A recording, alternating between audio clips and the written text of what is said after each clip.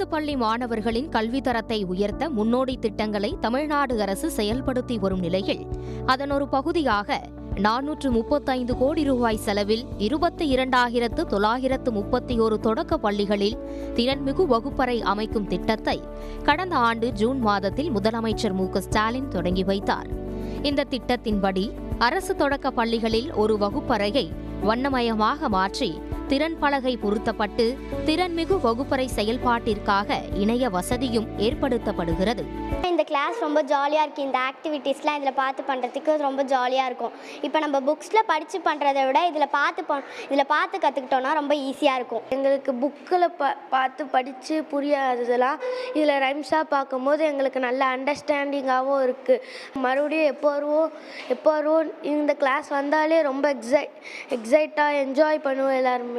கரும்பலகையில் மாணவர்களுக்கு பாடம் சொல்லித் தருவதை விட டிஜிட்டல் பலகையில் சொல்லித் தருவது தங்களுக்கு எளிதாக இருப்பதாகவும் மாணவர்களுக்கு அதனை எளிதாக கற்றுத்தர முடிவதாகவும் ஆசிரியர்கள் தெரிவித்துள்ளனர். ஒயிட் போர்டில் நாங்கள் டீச் பண்ணும்போது பசங்க நாங்கள் வந்து பண்ணுறோம் மேடம் அந்த சம்ஸ்ன்னு சொல்லிட்டு பசங்க அந்த ஒயிட் போர்டை கூட யூஸ் பண்ண படிச்சுட்டாங்க. நல்ல எங்களை விட அவங்க நல்லா யூஸ் பண்ணுறாங்க. ஒயிட் போர்டு எல்லாமே சம்மெல்லாம் நாங்கள் வந்து பண்ணுறோம்னு சொல்லிட்டு ஒரே சண்டை தான் கிளாஸ் ரூமில் நடக்கும். அவ்வளவு எக்ஸைட்டடாக பசங்க வந்து அந்த ஒயிட் போர்டெல்லாம் கூட யூஸ் பண்ணுறாங்க.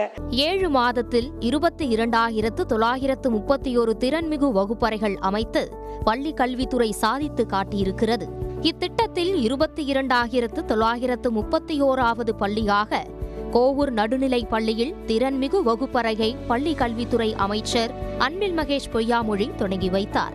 மாநிலங்களுடன் போட்டி போடுவதை விட வளர்ந்த நாடுகளுடன் போட்டி போடும் அளவுக்கு தமிழ்நாடு இருப்பதாக அமைச்சர் பெருமிதம் தெரிவித்தார். இன் நம்பர்ஸ் பேசுகிறத காட்டிலும் இன் குவாலிட்டி பேசணும்னு நாங்கள் ஆசைப்பட்றோம்.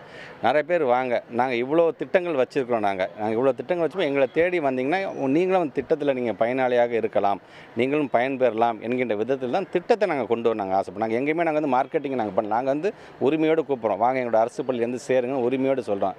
உங்கள் அரசு பள்ளியில் வந்தால் அதனால் எங்களுக்கு என்ன பயன் என்று அவங்க எண்ணும் பொழுது அவங்க கேட்காமலே அதை கொடுக்க வேண்டியது எங்களோட கட்டாயம். ஆக இந்த ஃபெசிலிட்டிஸை நாங்கள் செஞ்சு தரும்போது நீங்கள் வாங்க, உங்கள் பிள்ளைங்க எத்தனை பிள்ளைங்களை அனுப்பிச்சி வச்சாலும் சரி, பிள்ளைங்களை நாங்கள் வந்து ஒரு தரமான பிள்ளைங்களாக நாங்கள் இந்த சமுதாயத்துக்கு அனுப்பி வைக்கின்ற பணியில் நாங்கள் எங்களை ஈடுபடுத்தும் என்பதற்காகத்தான் இன்னைக்கு இது போன்ற திட்டங்களை நாங்கள் கொண்டு வந்திருக்கோம். நாட்டிலேயே இடைநிற்றலை முற்றிலுமாக குறைத்துள்ள தமிழ்நாடு பள்ளி கல்வித்துறை மற்ற மாநிலங்களுக்கு முன்னோடியாக மாணவர்கள் கல்வி கற்பதற்கு ஏதுவான டிஜிட்டல் சூழலை உருவாக்கி மாணவர்களை உற்சாகமடைய வைத்துள்ளது.